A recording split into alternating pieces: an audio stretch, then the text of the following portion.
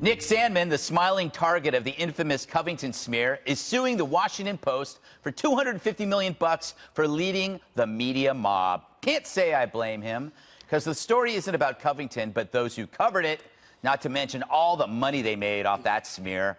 This case, along with Kavanaugh and Smollett and 100 others, need to be a journalism course, one that reveals how echo chamber media gins up outrage, protects narratives, and steers social media into a frenzy.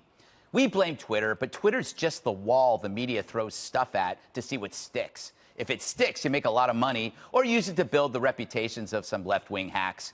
Nick's lawsuit means that in the future, some dope can't brag to the Pulitzer Committee that he broke the Covington story. Remember the Clarence Thomas hearings and how that turned many liberals like Andrew Breitbart into fire-breathing conservatives? Sometimes a show trial reveals more than you think. Feinstein traded her reputation for a shot at Kavanaugh.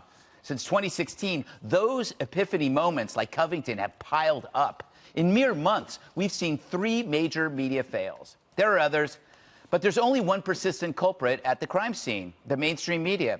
Journalists who are writing for other journalists, hoping to get a better job, a book deal, a prize, a minute on TV. And the motivating factor behind the machine? Conflict. Conflict leads to eyeballs, which leads to clicks, which leads to money. Yeah, the media made tons off Covington, so why shouldn't the kid get a piece of the action? After all, without poor Nick, some of us would have to work for a living. So, Jesse, I had the Brain Room do some research. Did you know that That's my move. Yes, I know. That's my move. Don't go burning up the Brain Room, all right? They're busy with my stuff. Did you know that the Washington Post digital ad revenue for 2017 was a solid 9 figures? That's over $100 million. So that's how they make it. Yeah, hate sells. Yeah, hate and division sells. Yes. I did enjoy reading the Washington Post report about how the Washington Post is bad because they got sued. That was fun.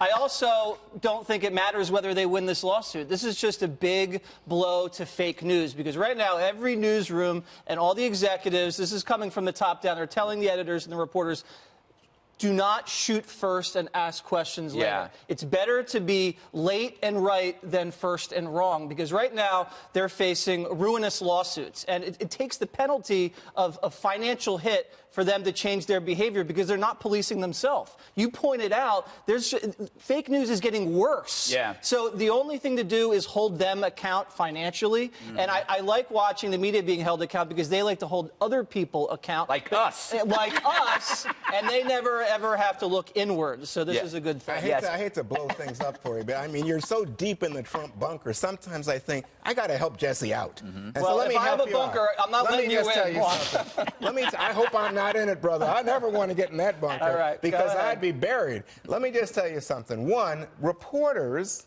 if opinion and somebody's opinion about Nick is now the subject of a lawsuit. Not opinion. Imagine what you would be up against, Jesse. You'd be in bad shape. With my smirk too. Oh, it probably Jesse is never on Twitter. You're never on Twitter. It doesn't matter. No, but that's how it started. You know what? But it wasn't the Washington Post. It wasn't NBC. It wasn't any media outlet. This was started by a website that was intending to somehow divide the American people and went at it. But the Washington Post didn't do media that you're going after today. But the Washington Post, they have to do due diligence. They have to fact check. They have to check both sides, and they have to investigate. Read the lawsuit, Juan. They didn't call the other side. They didn't investigate the video. They kept on printing malicious smears of this guy about things that never happened.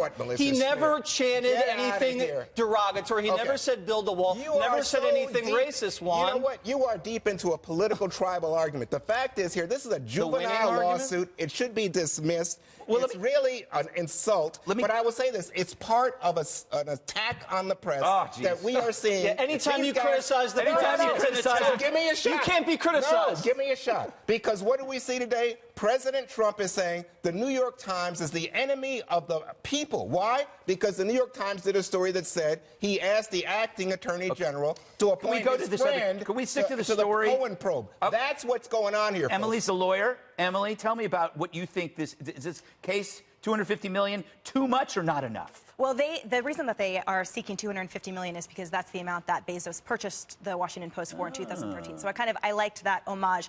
I will say, Juan, to your point just now, that I think that's exactly the, unfortunately, invalid argument that is being made, which is pointing to the president's rhetoric in defense of this. That's exactly the point the lawsuit makes. And to answer your question... Yes. Wait, explain what you just said.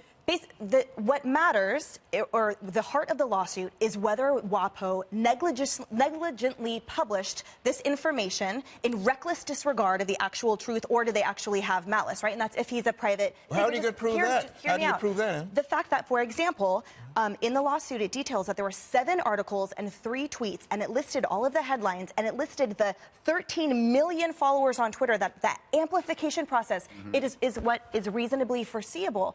And that lawsuit is basically saying, look, you know, maybe in the first time, if you repeat a headline, that's one thing. But there were multiple things where you were characterizing this minor child at the time in an extremely derogatory way, and it wasn't a fact reporting, and it wasn't an opinion reporting. He had, in fact, no, they made him the news. Emily, he attended a March for Life rally. He was in a public place at the Lincoln Memorial. He was engaged in the expression of his opinions and his positions. But it doesn't render him a public figure automatically. In addition to which, and it doesn't speak to their characteristics. Before we go to break, they're not just going after the Washington Post. They're going after CNN. They're going after NBC. And they've got a ton of celebrities. Dana, how are you? I'm good. Good to see you. I enjoy listening to the conversation. A couple things. I think that this lawsuit will probably be dismissed upon the first hearing and the first motion to dismiss. I think the judge probably rules that way.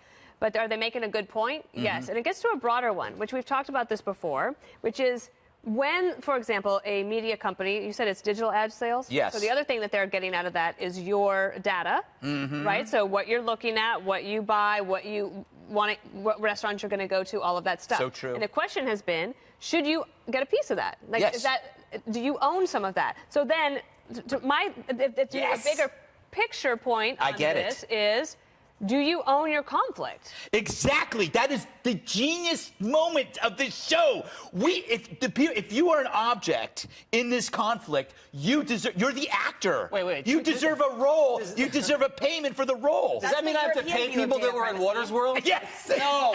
That's the European view of it, right? And that's where we conflict. It's that there, the agent, the actor owns the data, and here we don't.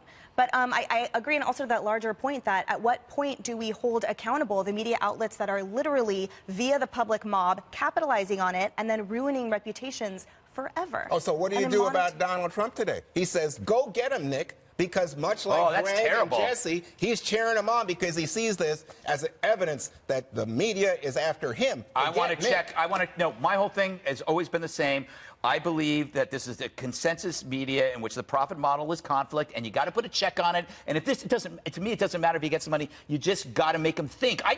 Only America wants is they just want the media to think before they shoot. Where'd the tape come from, Greg? Where'd the tape come from? What it didn't come from mainstream media. It came Washington from Post pushed this thing out. They pushed it out. You guys in the mainstream media didn't edit it, Juan. What? You guys took some random BS. You took random BS and you spit it out there and put a bunch of lies in it. That's what you did. I think conservative websites that spread conspiracy theories are far more prevalent than anything in mainstream media. I look forward to that research coming before me. That's not the point. The point is you guys blew it, and then you won't admit you blew it. There you go. All right.